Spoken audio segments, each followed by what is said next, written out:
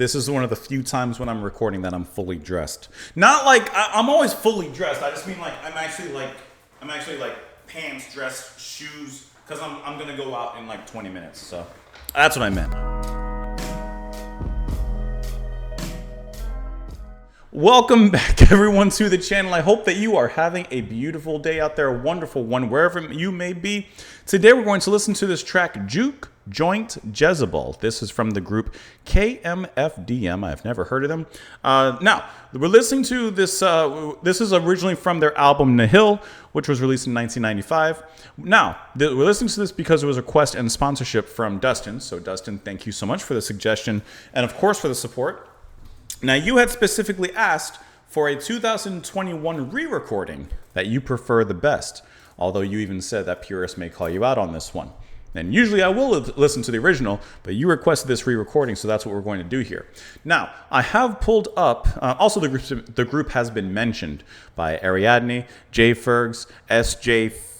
Fvet, David Lane. I see some of you actually mentioning the band Cosmin, Papa Kuna. Some of you have mentioned this one. Now, with this, because I pulled up the band's Bandcamp, and I'm reading directly from them. Let me pull you guys up here so you can see as well. Now, this is from the band themselves. Originally, this was recorded on 2 reels of Ampex 456 2-inch tape on blah, blah, blah, blah, blah. In 2007, the original tapes were baked in order to play them one last time before utter tape deterioration set in. Finally, after unearthing the believed to be lost session files in early 2021, it was mixed yet one more time. We did not manipulate anything at all on a digital level. There was no auto-tuning applied. We didn't move things around. Did not replace any of the original sounds. No corrections of any kind were made. All we did was mix it with fresh ears. Fresh as a daisy for your listening pleasure. Here comes a total recall of one of the band's all-time faves. So, what we're going to do, we are going to, I'm doing it right now. I'm just pulling it up here. We're going to listen to the original. You thought I wasn't going to do it. I got you. We're going to listen to the original, and then we will listen to that re-recording, and we will judge both off of their merit. Let's go ahead and dive on in. The album cover looks interesting. Both album covers actually look interesting for different reasons, but let's go ahead and listen to it. We'll talk about it after. Here we go.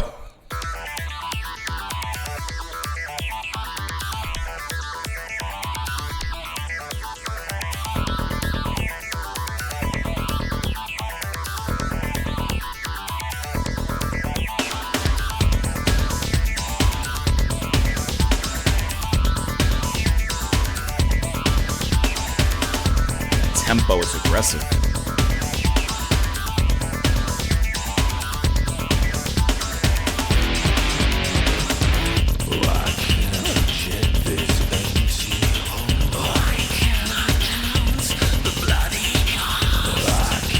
It's like 9 Inch Nails.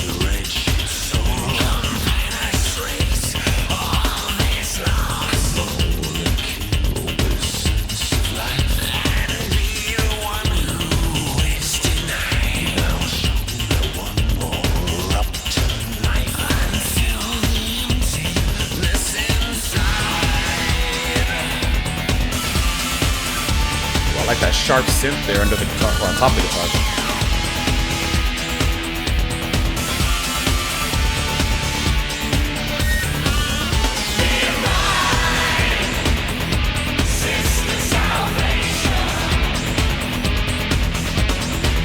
I think it's our riff here.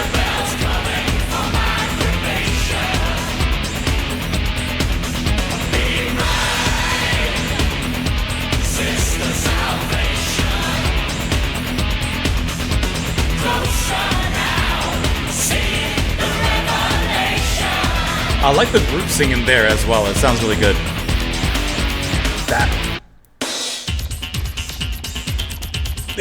That little guitar transition, really nice and heavy before getting here. That's really nice. If I could leave my burning skin that has been used up in your sand, is there a tiny part of me untouched, unsoiled by misery?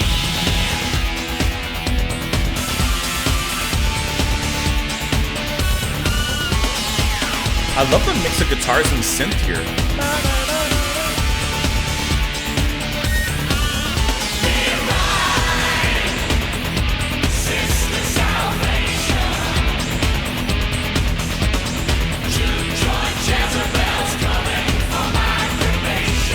quick delivery in the chorus.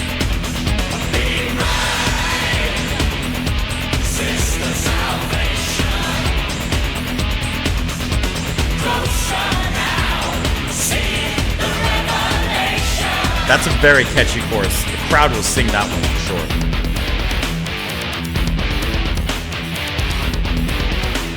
Excuse me?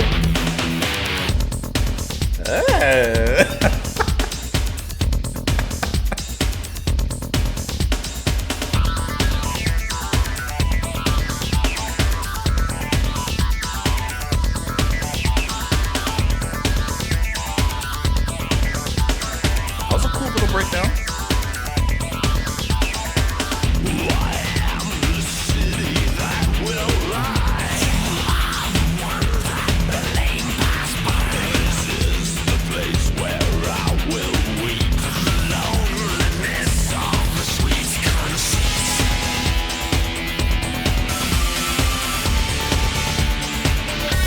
I want to hear that guitar transition one more time at least though.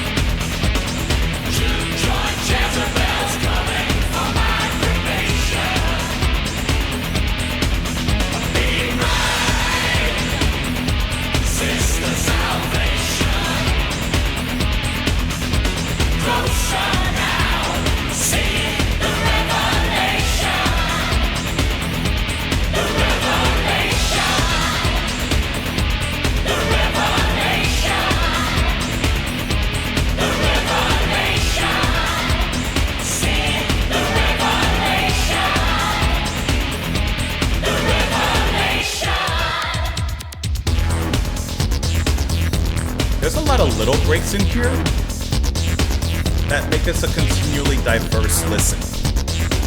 There's some nice variety.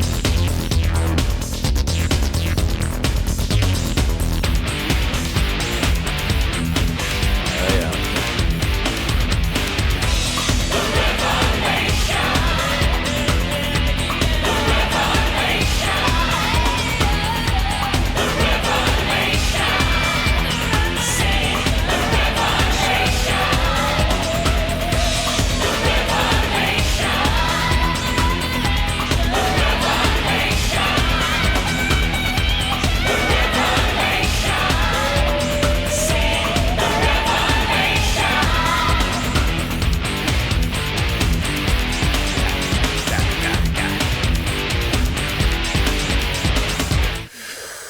Oh, that was good.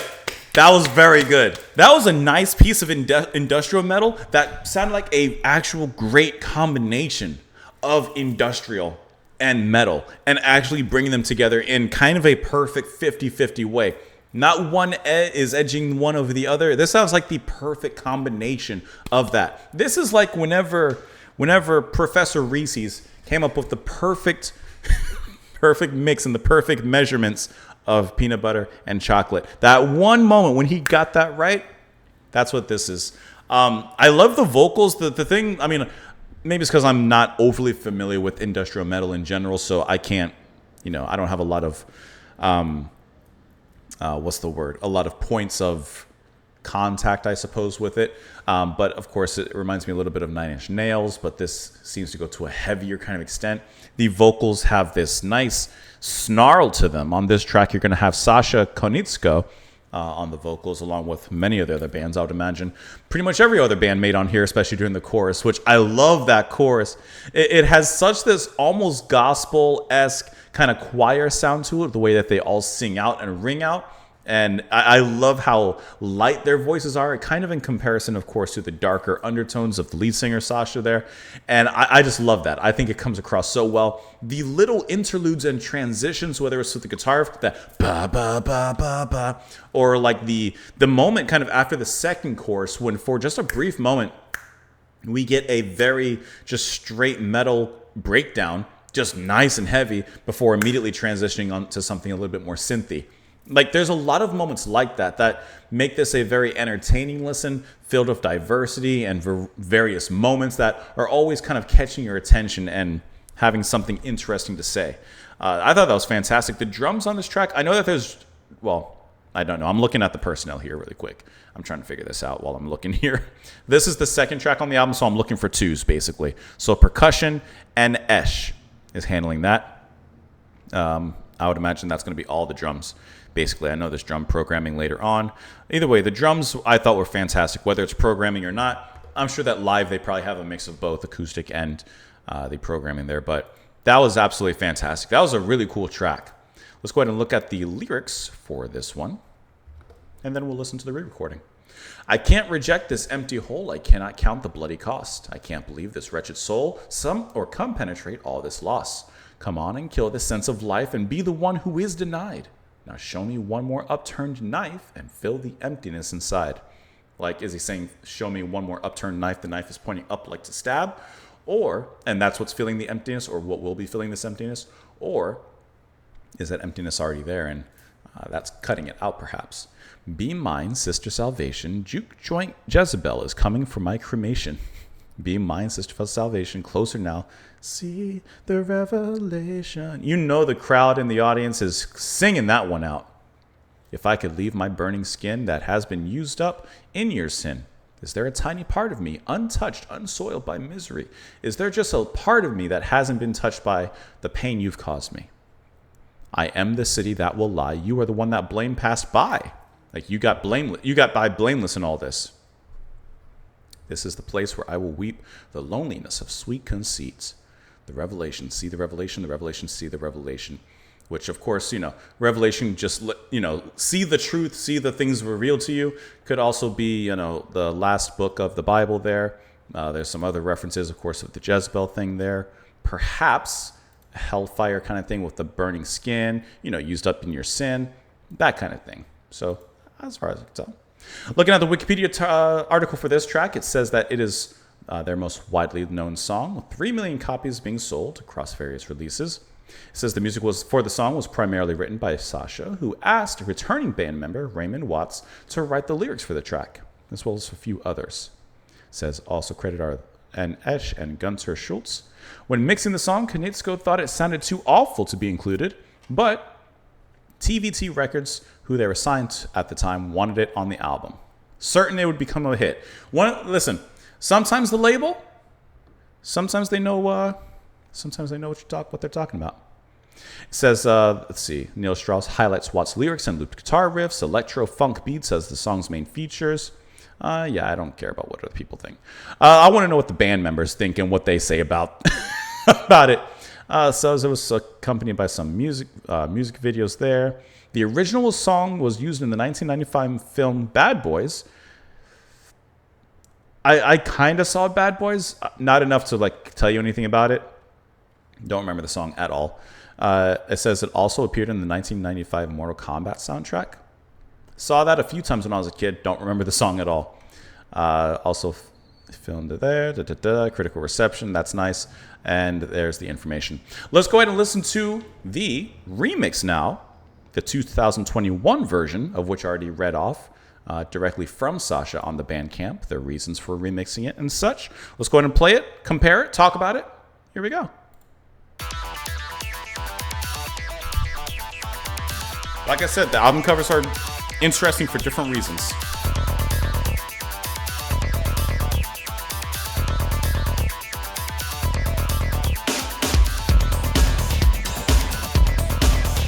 Definitely punchier, for sure.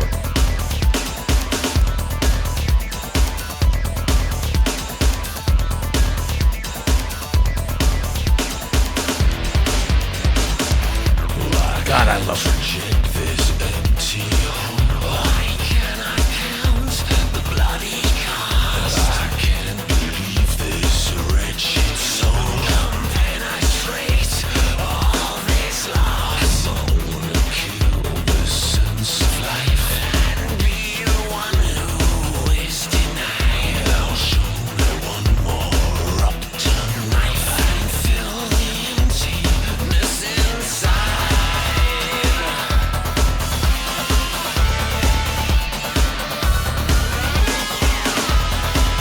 Listen, it's a good song, so I don't mind listening to it twice.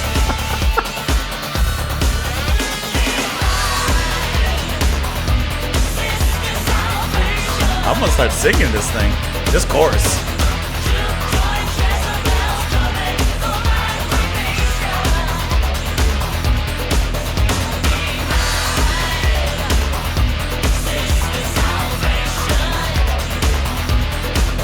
You can hear some of those synths kind of a little bit more forward in the mix.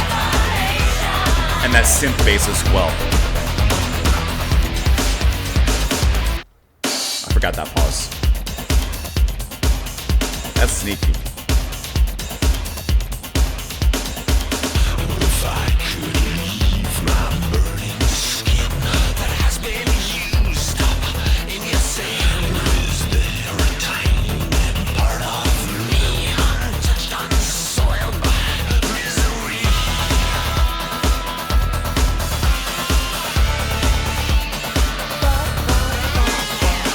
There's so many catchy little bits in here.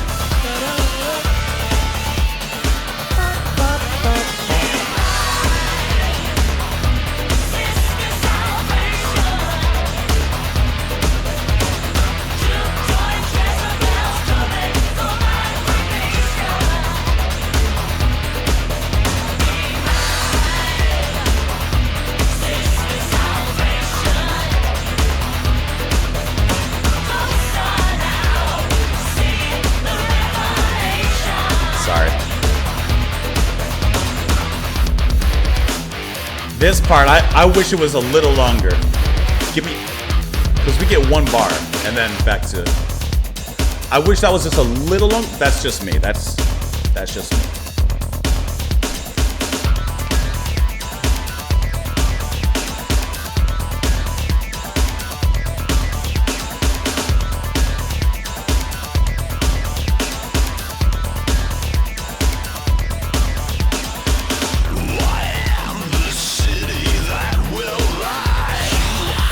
Guttural.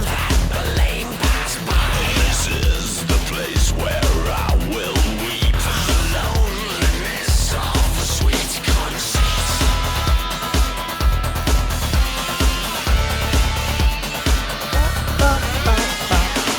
I like how the guitar seems to wind up right at that moment.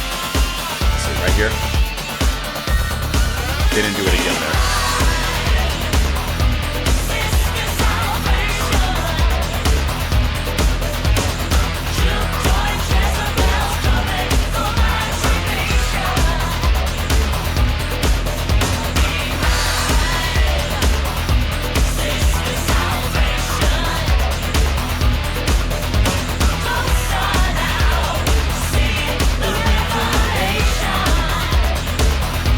Catchy.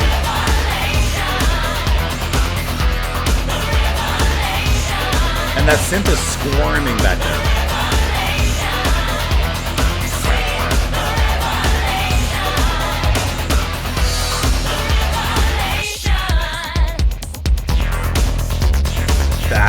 See, it's those little transitions, those little things.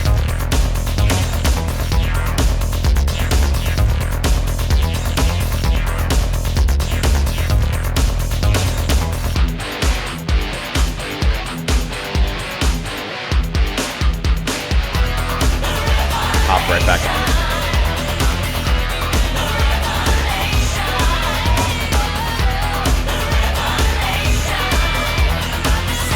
I love those vocal riffs in the back.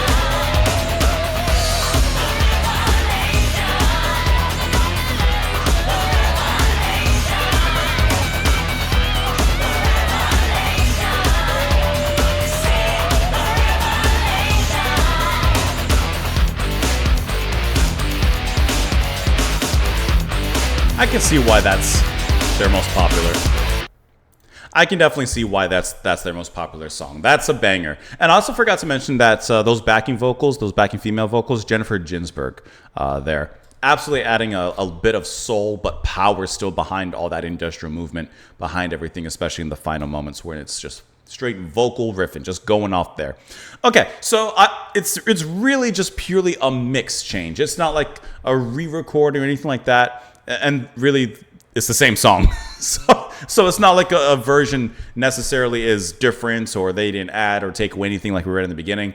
it's purely really just a different mix of how they approach the song, where obviously the 21 version is much more punchier, a little bit bassier. Some of those synth sounds come through a little bit clearer. And of course the drums are much more, like I said, punchier and much more in your face and forward, but it's the same song. So I actually don't have a preference because it's the same thing. I enjoyed it no matter what. Anyways, that was a good time. Dustin, thank you so much for the recommendation. Hope you guys enjoyed it. Let me know your thoughts down there in the comments down below. Come back tomorrow because you never know what we're doing, because I don't know what we're doing half the time. Enjoy the rest of your day, and I'll see you all later, guys. Bye.